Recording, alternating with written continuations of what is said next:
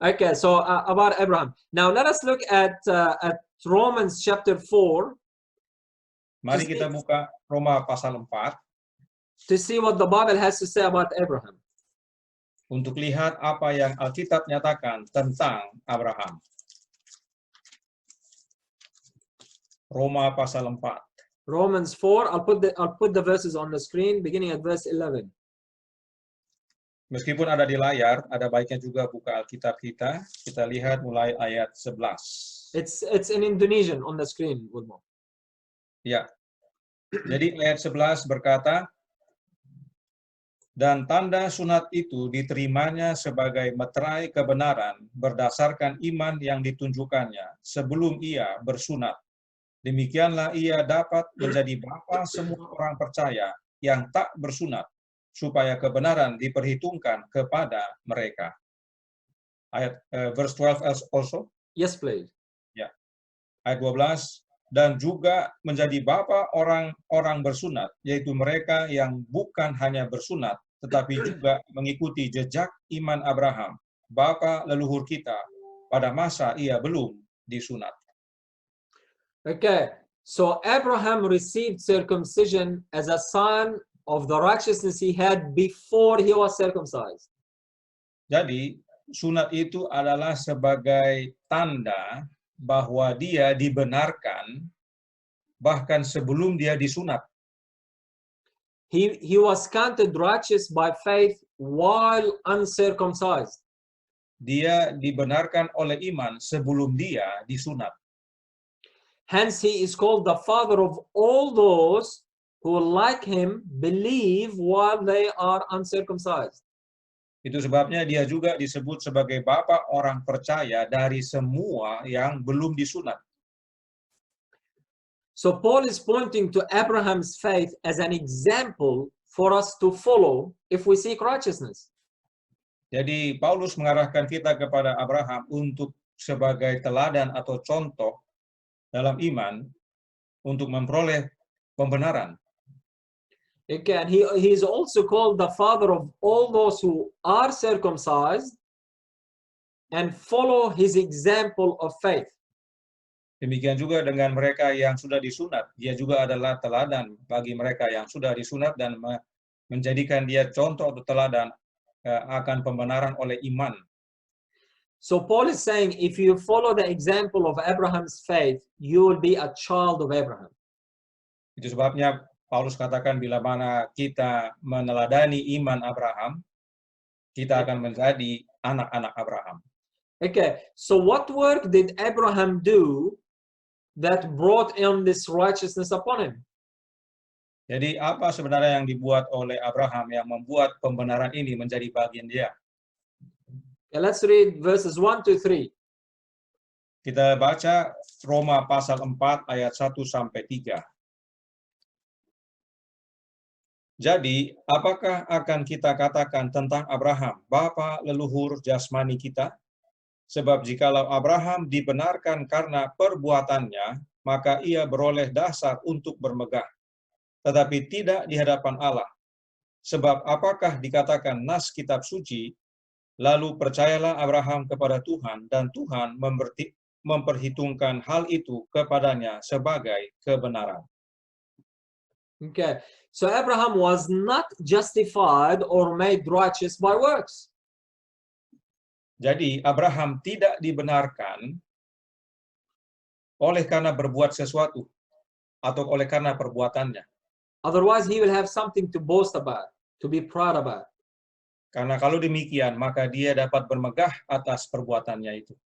But Paul says, not before God. Tapi bukan menurut Paulus, bukan karena perbuatannya. And then it's as if Paul says, if you don't believe me, look at what the scripture says. Dan Paulus katakan, bila mana engkau tidak percaya kepada apa yang saya sampaikan, lihat apa yang dikatakan nas Alkitab atau nas kitab suci. Abraham believed God and it was counted to him for righteousness. Disebutkan di sana, lalu percayalah Abraham kepada Tuhan dan Tuhan memperhitungkan hal itu kepadanya sebagai kebenaran. So what made Abraham righteous was the fact that he believed God. Jadi yang membuat Abraham dibenarkan atau disebut sebagai kebenaran adalah karena dia percaya kepada Tuhan. Abraham believing God and structuring his life according to the word of God Jadi dia percaya kepada Allah dan menghidupkan kehidupannya sesuai dengan kehendak Tuhan. was enough for God to account him righteous. Dan itulah yang membuat dia diperhitungkan benar. Paul's point is that Abraham's obedience is not what made him righteous. Paulus sedang menekankan bahwa penurutan Abraham bukan itu yang membuat dia benar. It was his faith that made him righteous. Adalah imannya yang membenarkan dia.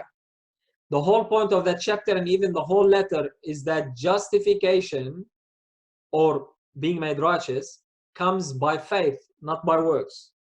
Dan bila mana kita membaca, keseluruhan pasal ini adalah pembenaran itu adalah oleh iman dan bukan oleh perbuatan.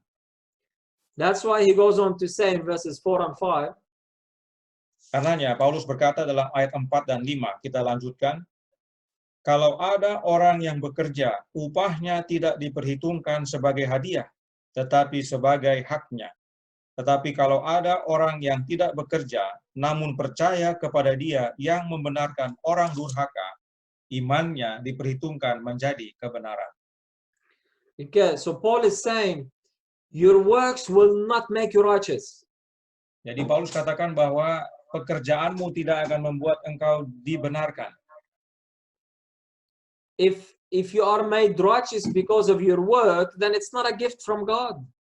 Sebab jika engkau dibenarkan oleh karena perbuatanmu, maka itu bukanlah karunia atau pemberian dari Allah. Your works only testify that there is a living faith inside of you. Perbuatan kita adalah bukti atau hasil dari iman yang bekerja dalam diri kita.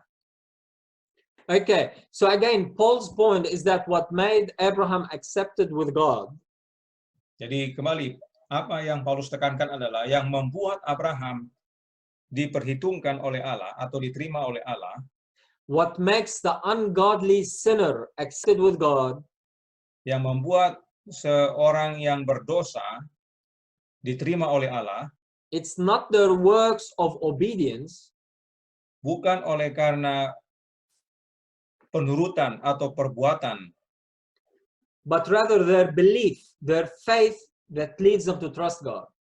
tapi lebih kepada iman, kepercayaannya untuk kepada Allah. Of course, this will be manifested by outward work, of course. Tentunya, bila mana kita beriman kepada Allah, percaya kepada Allah, itu harus nyata dalam hidup kita. All right. Notice what we read in Romans 3 verse 28. Kita baca Roma pasal 3 ayat 28. Romans 3:28. Yes, please. Roma 3 ayat 28. Karena kami yakin bahwa manusia dibenarkan karena iman dan bukan karena ia melakukan hukum Taurat. Okay, so people are accepted with God because of their faith, not because of what they do, without their obedience to the law. Jadi Allah menerima orang berdosa bukan karena perbuatan orang itu, namun oleh karena imannya. Okay. Now, notice what he goes on to say in that chapter, verse 16 of Romans 4, verse 16. Perhatikan Roma 4 ayat 16.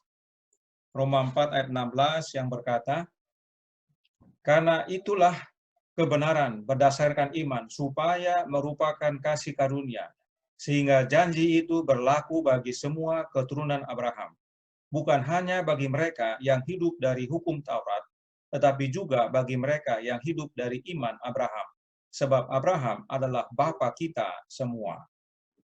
Okay, so the promise will be given to those who have faith like Abraham. Jadi, janji itu diberikan kepada semua yang memiliki iman seperti Abraham. So the faith of Abraham is highlighted. He is an example for us to follow. Jadi iman Abraham ini jadi contoh bagi kita, menjadi teladan bagi kita. Now notice what he goes on to say about Abraham in verses 18 to 20 or to 22. Perhatikan apa yang Paulus lanjutkan mengenai Abraham dalam Roma 4 ayat 18 sampai 22.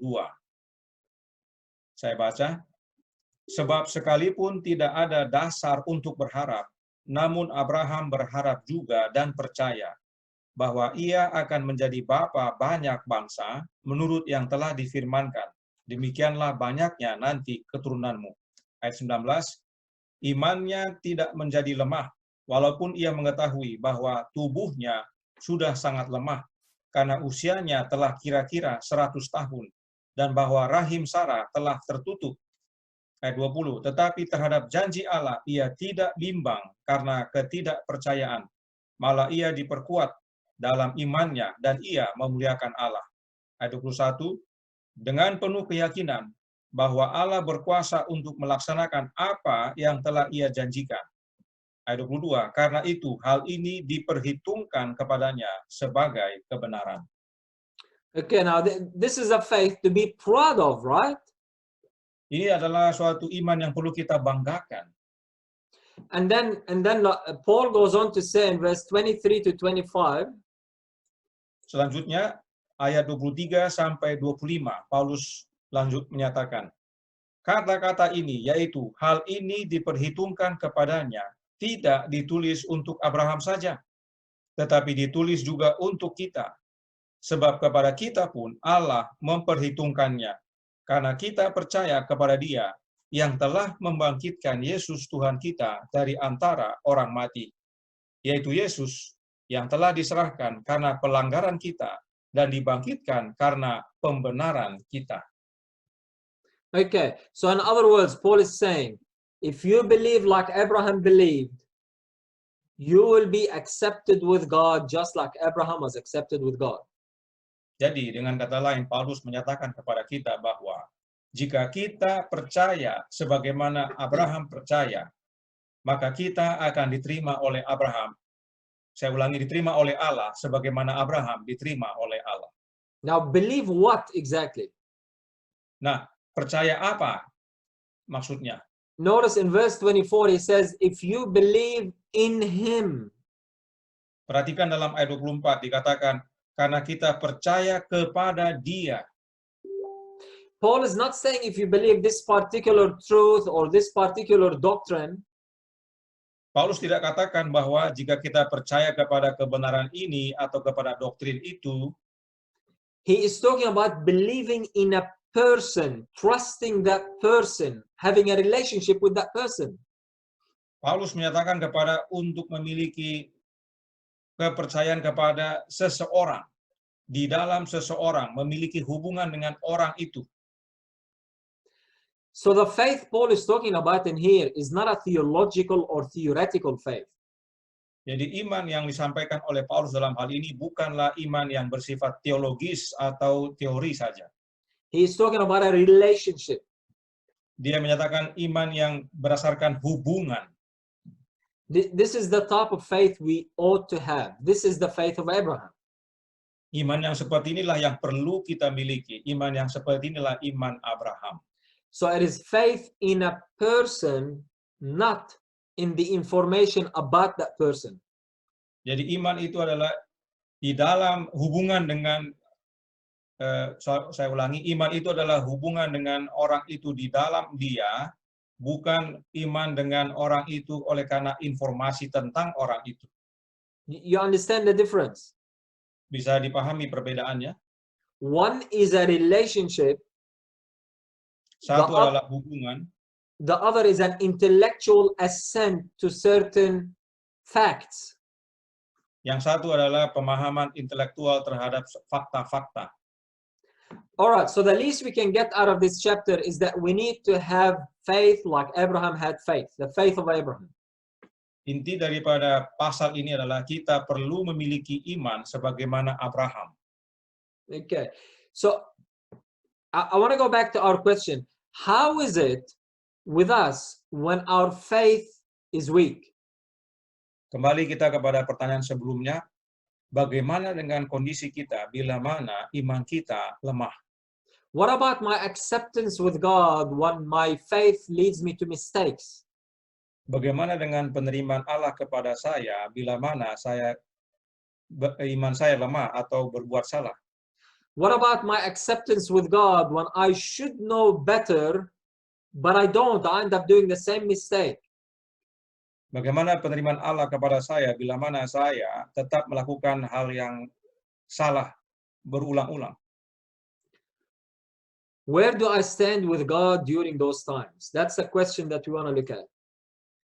Di manakah kita berdiri pada masa-masa itu?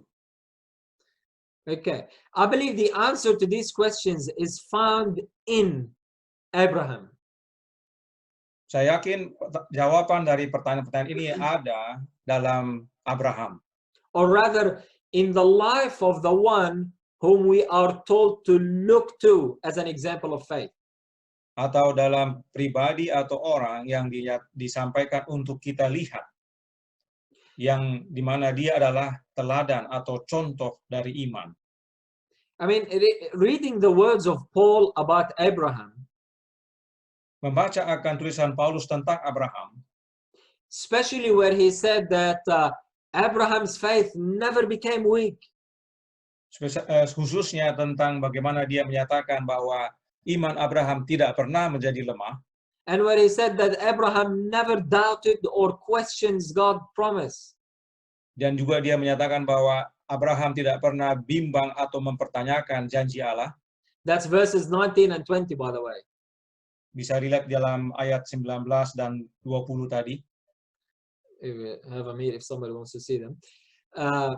When reading those, I couldn't help but ask myself, do Paul and I have the same scriptures? Pada saat membaca ayat-ayat ini, apakah ya kadang-kadang kita bisa bertanya, apakah firman yang dimiliki oleh Paulus dengan yang kita miliki adalah sama? Because what I read about him in the Bible, his life story, is different than what Paul says. Sebab bila mana kita membaca cerita mengenai Abraham di buku Kejadian dengan apa yang Paulus nyatakan dalam buku Roma ini, terkesan berbeda. So let me briefly tell you the story of Abraham. Izinkan saya menyampaikan secara ringkas kisah tentang Abraham. In Genesis 12, God tells Abraham to leave Haran and go to the promised land. Dalam pasal 12, kita tahu bahwa Allah memanggil Abraham keluar dari Haran dan pergi ke tanah perjanjian. And then God tells Abraham that you and your seed or your children will inherit the land. Dan Allah menyatakan kepada Abraham bahwa keturunannya akan mewarisi itu negeri perjanjian. And then later on in the same chapter, we read the story of how Abraham was scared to die in Egypt. Dan kemudian dalam pasal yang sama juga bahwa mereka akan pergi ke Mesir dan dipelihara di sana. So he told his wife to lie. He said, "Tell them that you are my sister." Dan pada saat di Mesir, dia menyampaikan kepada istrinya bahwa sampaikan kepada mereka bahwa kamu adalah and then we read how Pharaoh, when he saw her, he liked her. He liked her and he took her as a wife. Dan oleh karena itu, Raja Mesir yang menyukai Sarah dan mengambilnya untuk menjadi istrinya. And as a matter of fact, Pharaoh gave Abraham some animals for exchange for his sister. Dan oleh karena itu Abraham menerima pemberian hewan-hewan peliharaan dari Firaun oleh karena telah mengambil Sarah, saudara perempuannya. Now, of course, we know the rest of the story, how God interfered and he sent sickness on Pharaoh and his household. Dan kita tahu bagaimana cerita selanjutnya bahwa Tuhan menimpakan tulah hebat kepada Firaun dan seluruh isi istana oleh karena mengambil Sarah, istri Abraham itu. And then Pharaoh gave Sarah back to Abraham. Dan kemudian Firaun mengembalikan Sarah kepada Abraham. So this should have boosted the faith of Abraham. The faith of Abraham. Jadi ini seharusnya menguatkan akan iman Abraham. And then going on with the story, we read, if you can read verses 2 to 6, please. Dan kemudian kalau kita buka dalam Kejadian 15 ayat 2 sampai 6, bila mana kita baca, Abraham menjawab, "Ya Tuhan Allah, apakah yang akan Engkau berikan kepadaku karena aku akan meninggal dengan tidak mempunyai anak, dan yang akan mewarisi rumahku ialah Eliezer orang Damsyik itu?" Lalu kata Abraham, "Engkau tidak memberikan kepadaku keturunan, sehingga seorang hambaku nanti menjadi ahli warisku." Tetapi datanglah firman Tuhan kepadanya demikian, "Orang ini tidak akan menjadi ahli warismu, melainkan anak kandungmu, dialah yang akan menjadi ahli warismu." Lalu Tuhan membawa Abraham keluar serta berfirman, "Coba lihat ke langit, hitunglah bintang-bintang, jika engkau dapat menghitungnya." Maka firman-Nya kepadanya, "Demikianlah banyaknya nanti keturunanmu."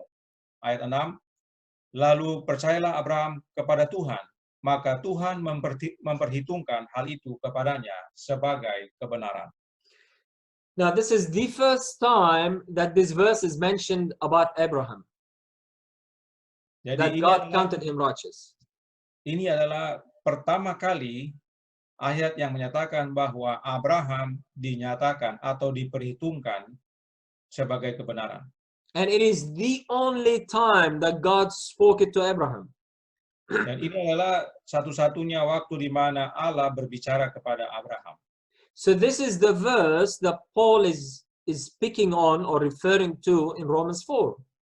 Inilah ayat yang Paulus nyatakan tadi dalam Roma 4. Now, it is important to understand that there was no work involved in here at all. Dan perlu kita ingat kembali bahwa dalam ayat ini tidak ada pekerjaan atau perbuatan yang dijelaskan atau terlibat. God didn't say it to Abraham because Abraham left his land. Tuhan tidak berkata kepada Abraham, "Kamu dibenarkan oleh karena telah meninggalkan negerimu." The story is that Abraham was telling God, "I don't have a son. This servant will be my heir." Jadi ceritanya adalah bahwa dia bilang, "Saya tidak punya keturunan, ahli waris saya nanti akhirnya hambaku."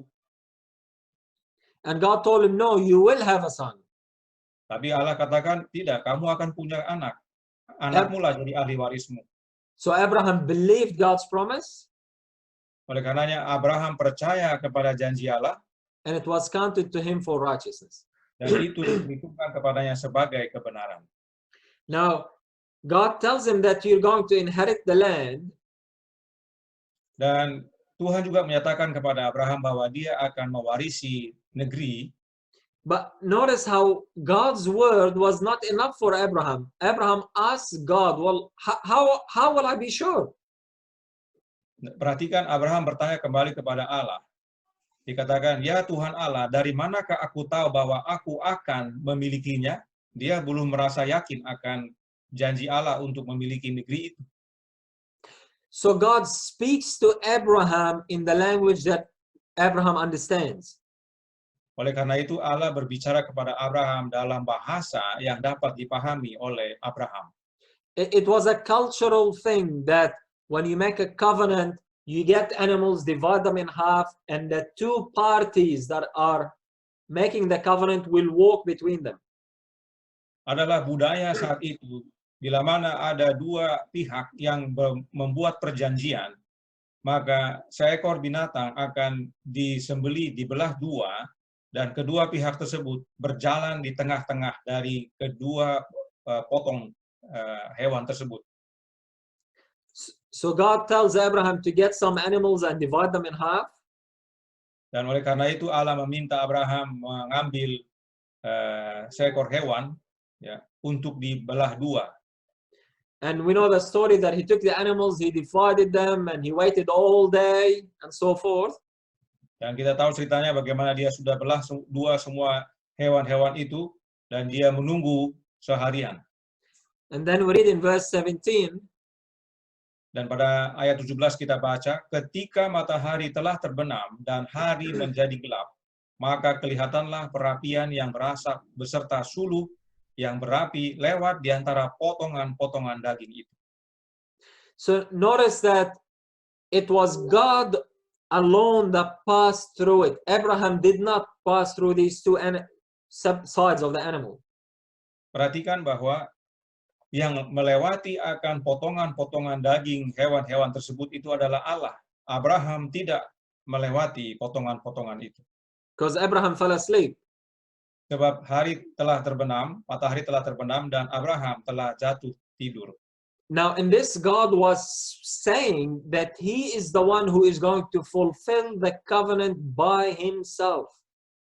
Sebab Allah menyatakan bahwa Dia sendirilah yang akan menggenapi janjinya. Okay, then we keep going with the story in Genesis 16. We don't have to go there. A few years passed by, and then Abraham marries Hagar. Dan kisah selanjutnya ada dalam pasal 16, bisa kita lihat nanti. Kita tahu sana ceritanya nanti Abraham menikahi Hagar. Sarah, in a way, Sarah tells Abraham, listen, let's help God. Obviously, He's not going to have that child through me, so marry my servant. Jadi Sarah memberikan penawaran kepada Abraham bahwa kita perlu bantu Allah dalam hal ini sebab tidak mungkin kita punya anak dari saya, oleh karena itu nikahi Hagar. So this is a sign of a very weak faith, totally weak faith. Ini adalah tanda bagaimana lemahnya iman Abraham akan janji Allah tersebut. Then after that, after Ishmael is born, God appears to Abraham again. Dan pada waktu Ismail telah lahir, Abraham muncul kembali, Allah muncul lagi kepada Abraham. And He promises Abraham again that Sarah will have a child. Dan Allah kembali memberikan janjinya kepada Abraham bahwa Sarah yang akan memberikan kepada dia anak. Notice how Abraham reacts to that. Perhatikan bagaimana reaksi Abraham. Ayat 17. Kejadian 17, ayat 17 dan 18. Lalu tertunduklah Abraham dan tertawa, serta berkata dalam hatinya, mungkinkah bagi seorang yang berumur 100 tahun dilahirkan seorang anak, dan mungkinkah Sarah yang telah berumur 90 tahun itu melahirkan seorang anak? Dan Abraham berkata kepada Allah, sekiranya Ismail diperkenankan hidup di hadapanmu. So he laughs at God's suggestion. Ya, Abraham tertawa kepada perkataan Allah ini. And it's as if he says, Lord, come on, be real, man. Ya, jadi sepertinya Abraham berkata kepada Allah bahwa, Pak, yang benar aja, gua udah tua nih. He says in his heart, I'm 100 years old and Sarah is 90 years old. What, is she gonna have a child now? Ya. Dia bilang umur saya aja 100 tahun dan umurnya istri saya 90 tahun. Bisakah kami punya anak? And then he tells God, Lord, let Ishmael live before you. Dan akhirnya dia tawarkan kepada Allah, biarlah Ismail yang diperkenankan hidup di hadapan Allah. Meaning, come on, let's be real. Lord, here, just take this one. Let this one satisfy Ishmael. Jadi dia secara tidak langsung menyatakan kepada Allah, terimalah realitas ini. Inilah yang bisa kami sediakan. Ya, terimalah Ismail ini. Yeah, this is not somebody whose faith is wavering. This is somebody who totally lost faith in the promise. Ya. Jadi ini bukannya orang yang mempunyai iman yang lemah atau orang yang sedang bimbang dan ragu. Ini adalah bukti orang yang bahkan tidak memiliki iman sama sekali. But God again tells him, no, Sarah is going to have a child. Tapi Allah katakan kepada Abraham, tidak. Nanti istrimu yang akan melahirkan anak bagimu. And then if we jump to chapter 18, we won't read, I'll just tell you. Dan kalau kita ke pasal 18, We have the story of Abraham sitting in front of his tent and the 3 men coming. dan kita akan lihat situ cerita bagaimana ada 3 orang datang pada saat dia duduk-duduk di depan tendanya, kemahnya. And one of them, I believe, is Jesus. Dan salah satu itu adalah Yesus. After sitting and eating with him and so forth, Dan setelah makan bersama dengan mereka, he tells him, next year, Sarah's going to have a child. orang itu menyatakan kepada Abraham, tahun depan Sarah akan mempunyai anak. We won't read them, but this is verses 10 to 15. Itu terdapat dalam ayat 10 sampai 15. And this time Sarah laughs. Dan pada saat ini yang tertawa adalah Sarah. And then when the man asks her, why are you laughing, Sarah? Dan pada waktu itu si orang itu bertanya, kenapa Sarah ketawa? She lies. She says, no, I did not laugh. Dan Sarah pada waktu ketahuan berkata, saya tidak ketawa. And then when you jump to Genesis 20, dan kalau kita lompat ke Kejadian pasal 20, we read that Abraham now gives his wife a second time to Abimelech the king. Di sini kita lihat lagi peristiwa yang serupa dengan Firaun, di mana Abraham menyerahkan istrinya yang dia akui sebagai adik perempuan kepada Abimelech. I mean, first time he did it in Egypt and God miraculously brought Sarah back to him. Peristiwa pertama di Mesir, Allah lakukan tindakan yang ajaib dan membawa kembali Sarah kepadanya. You would think he learned his lesson and his faith should be strong. Seharusnya melalui pengalaman itu dia belajar dan imannya semakin kuat. But he does the same thing again to Abimelech and he gives his wife to him as a wife. Tapi kembali dia lakukan kesalahan yang sama dan dia serahkan lagi istrinya kepada Abimelech sebagai istri orang. But again, God comes to Abimelech in a dream and Abraham gets his wife again. Tapi kembali Allah muncul kepada Abimelech dalam mimpi dan akhirnya Sarah kembali kepada Abraham. And then in Genesis 21, Sarah has Isaac as a child. Dan pada Kejadian 21, Sarah sudah memiliki Ishak sebagai anak. And in Genesis chapter 22, God asks Abraham to offer his son and Abraham passes the test. Dan pada pasal 22, Abraham mempersembahkan Ishak dan pada saat ini dia lolos daripada ujiannya. So yes, Abraham was counted righteous because he believed.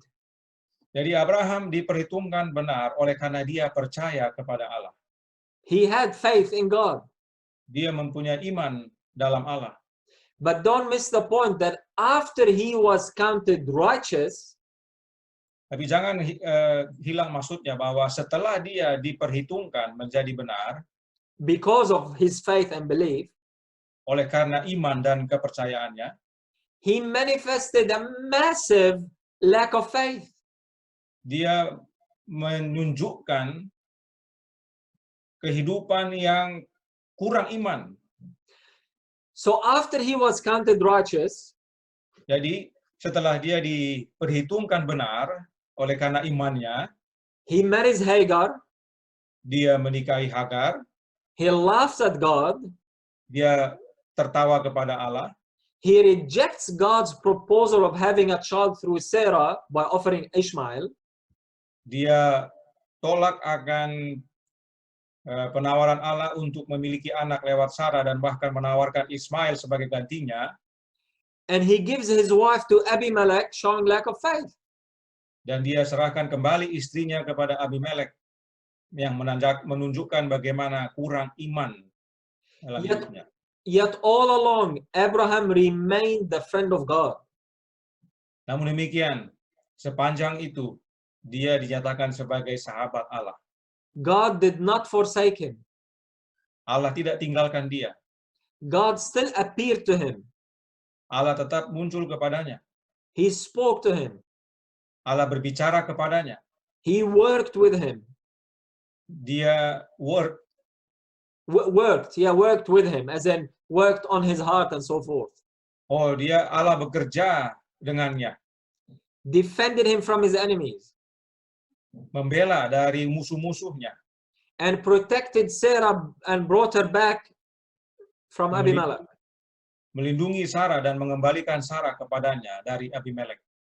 And he promised to bless Ishmael, who is the outcome of a lack of faith. Namun demikian, Allah juga tetap memberkati Ismail meskipun itu adalah hasil daripada kurang imannya Abraham. So going back to our question, what about my acceptance with God when my faith is weak? Kembali kepada pertanyaan tadi, apa yang terjadi? Ya, bagaimana penerimaan Allah kepada saya pada saat iman saya lemah? When I do mistakes along the way, Pada saat saya berbuat kesalahan dalam hidup ini, where do I stand with God during these times? How does God relate to me? di mana saya berdiri di hadapan Allah? Bagaimana Allah berhubungan dengan saya? The answer is found in the story of Abraham. Jawabannya kita dapat dari pengalaman kisah Abraham. The answer is that God will never leave you nor forsake you Jawabannya adalah Allah tidak pernah tinggalkan atau tidak pernah tinggalkan kita so long you love him in your heart. selama kita mengasihi Dia dalam hati kita. He will still work with you and on you. Dia tetap bekerja dalam kita dan pada kita. He will still speak to you and try to teach you. Dan Dia tetap berbicara kepada kita dan ajar kita. He will still bring you into situations where your faith can grow. Dia tetap membawa kita dalam situasi agar iman kita bisa bertumbuh. You see, the tests we go through in our lives are opportunities provided by God for us. Jadi kita perlu pahami bahwa semua tantangan atau ujian yang terjadi dalam hidup kita, Tuhan izinkan sebagai proses pertumbuhan iman dalam hidup kita. It is opportunities for us to manifest our faith for Him and to know where we are. Itu adalah kesempatan bagi kita untuk menunjukkan pertumbuhan iman kita dan menyatakan di mana kita berada. Abraham kept failing, but God kept coming back to him. Abraham berulang-ulang gagal, Allah berulang-ulang datang kepadanya. Abraham, he lied, he laughed at God, and so forth. Abraham berdusta, Abraham tertawa, dan seterusnya. Yet God kept working with him and bringing him to situations where his faith can grow. Tapi tetap saja Allah datang kepada dia dan membawa situasi kepada dia atau kondisi yang mana menolong dia bertumbuh. Till at last he passed the greatest test. Sampai pada akhirnya dia bisa melewati ujian terbesar. A test that no other human being was asked to go through. Suatu ujian yang tidak pernah orang lain pernah diminta untuk lalui. He was willing to sacrifice his son. Dia rela untuk mengorbankan anaknya. And after that, God says about him, Dan sesudah itu, Allah berkata tentang Abraham. if you can read the verse. Kita baca dalam Kejadian 26 ayat 5. Karena Abraham telah mendengarkan firman-Ku dan memelihara kewajibannya kepadaku, yaitu segala perintah, ketetapan, dan hukum-Ku. That's the one that says Abraham obeyed my voice and so forth, right? Yes, exactly. And when New Testament writers speak about him, Dan pada waktu Perjanjian Baru menyatakan tentang dia, they call him the friend of God, Perjanjian Baru menyatakan bahwa Abraham adalah sahabat Allah, the father of the faithful. bapa segala orang percaya. And he is highlighted as a figure of faith because of offering up his son. Dan dia dinyatakan sebagai sosok iman oleh karena dia menyerahkan anaknya. It is like his bad record was wiped out and his good record remained. Seakan-akan Perjanjian Baru itu menghapuskan semua catatan buruk mengenai dia dan menyatakan hanya catatan baik tentang Abraham. But the question is, how did he get there? Pertanyaannya adalah bagaimana dia bisa mencapai pada kondisi itu? By faith. Oleh iman. What kind of faith?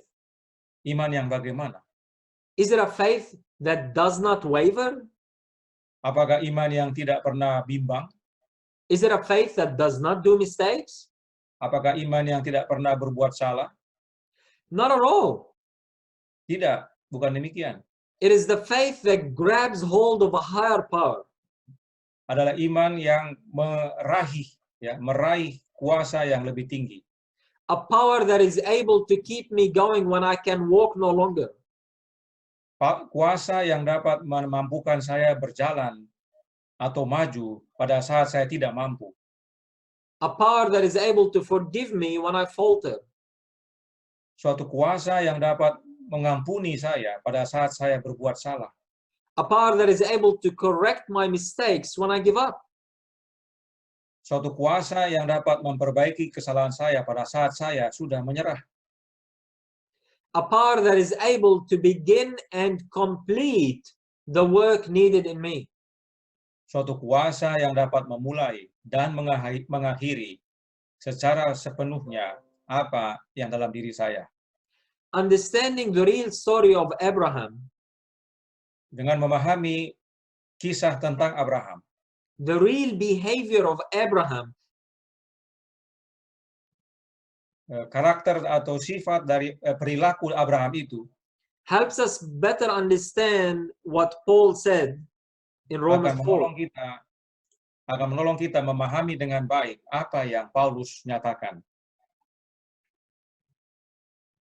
Dalam Roma 4 ayat 2 yang berkata, sebab jikalau Abraham dibenarkan karena perbuatannya, maka ia beroleh dasar untuk bermegah, tapi tidak di hadapan Allah. If God was to treat Abraham based on his behavior or his work, kalau Allah memperlakukan Abraham oleh karena perbuatannya, he would have been rejected long ago. Dia sudah ditolak sejak dulu-dulu. He would have never reached a stage of his faith where he would be able to pass the greatest test. Dia tidak akan bisa melewati tes yang terbesar. Imannya tidak akan sampai dan bisa melewati tes yang besar bila mana perbuatannya yang jadikan dasar. Yes, he passed the greatest test of faith. Memang betul dia melewati tes iman yang terbesar. But don't think that he was accepted because he passed the test. Tapi jangan kira dia diterima oleh karena dia melewati tes itu atau lolos dari tes itu. He passed the test because he was accepted. Dia melewati dia melewati tes itu, lolos tes itu oleh karena dia telah diterima. He passed the test because God counted him righteous in the beginning when his faith was still at its infancy. Dia lolos tes oleh karena iman, dia diterima, dia dibenarkan pada masa imannya masih dalam pertumbuhan. And though he failed, God did not stop being his friend.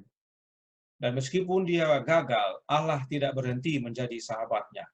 Though he sold his wife for some donkeys and sheep, exchanged her for some donkeys and sheep, God did not stop protecting him. Meskipun dia menukarkan istrinya dengan keledai dan domba, Allah tidak berhenti untuk menyempurnakan dia. Though he laughed at God, God did not stop loving him and teaching him. Dan meskipun dia menertawakan Allah, Allah tidak berhenti untuk mengasihi dia dan mengajari dia. It was God's pure grace that led Abraham to the place where he can pass the test. Adalah kasih karunia Allah yang sejati yang menolong Abraham melewati ujian tersebut. That's why the Bible says, itu sebabnya Alkitab berkata dalam Filipi 1 ayat 6, akan hal ini aku yakin sepenuhnya, yaitu Ia yang memulai pekerjaan yang baik di antara kamu akan meneruskannya sampai pada akhirnya pada hari Kristus Yesus. So God is the one who started the work in you, and God is able to complete or perfect that work in you. Jadi Allah yang memulai pekerjaan itu dalam diri kita dan akan meneruskannya sampai sepenuhnya selesai dalam diri kita. So I want to encourage you as we are going through a hard time. Jadi melalui ini biarlah kita semua dikuatkan sebagaimana kita melewati masa-masa sulit. Where people around the world are losing their jobs and losing their work and they panicking of being sick and dying and so forth. Banyak orang yang kehilangan pekerjaan oleh karena kondisi saat ini. Ada yang sakit dan bahkan meninggal atau sekarat. You know, the reality is that all these things are a sign of a lack of faith. Bahwa ini semua adalah tanda, kalau kita khawatir, itu adalah tanda kita kurang iman. But I want to encourage you that it's okay not to be okay. Jadi saya ingin memberikan kepada kita kekuatan bahwa tidak apa-apa kondisi kita yang tidak oke ini. If you're going through a hard time and you feel that your faith is weak, it's okay. Jadi kalaupun kita lagi melewati masa sulit ini dan kita imannya lemah, tidak apa-apa. God understands. Allah mengerti. Look at the story of Abraham. Lihat kisah Abraham. The man have done things that probably none of us will ever do. Orang itu telah berbuat sesuatu yang mungkin kita tidak lakukan. Yet God still was with him and he said, "This is my friend," and he still counted him righteous. Allah tetap berhubungan sama dia. Bahkan Allah bersahabat dengan dia, mengakui dia sahabatnya dan memperhitungkan dia sebagai orang benar. I'm not saying that God accepts our mistakes. Ini bukan berarti Allah menerima kesalahan kita. And I'm not saying that God overlooks them and doesn't care about them. Ini bukan berarti Allah tidak memperhatikan atau tidak peduli dengan kesalahan kita. But what I'm saying is that God understands.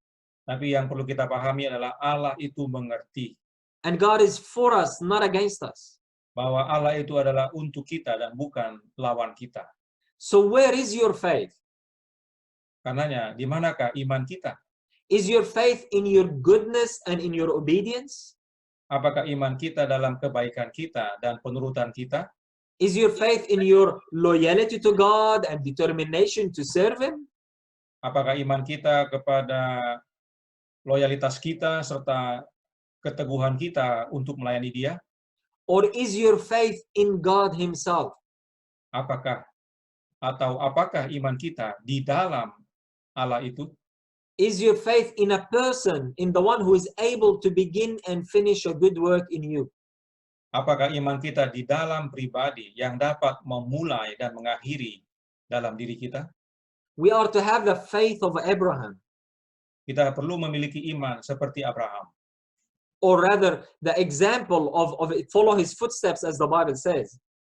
Atau mengikuti akan jejaknya. Meaning, keep on holding on to God even though you do mistakes. Artinya, jejak Abraham itu artinya adalah tetap bergantung pada Allah, tetap berpegang pada Allah meski kita berbuat salah. Even though you doubt at times. Meskipun mungkin kita pernah ragu dan bimbang. Keep on holding and keep letting God work in you. Tetap berpegang pada Allah dan izinkan Dia bekerja dalam dirimu. And just like Abraham, you will get to that place where you will pass the test that God has for you. Dan sebagaimana Abraham terus bertumbuh hingga pada akhirnya kita boleh tiba pada satu tes terbesar dalam hidup dan kita boleh lewati. But if you falter along the way, it's okay. God understands. Namun kalaupun kita jatuh sepanjang perjalanan kita, tidak apa-apa, Allah mengerti. Do not despair, do not give up. Jangan kecewa, jangan menyerah. Okay, well, we'll leave it at that. We can have a word of prayer. Demikianlah renungan kita pada siang hari ini. Kiranya ini menguatkan kita dan kita akan berdoa.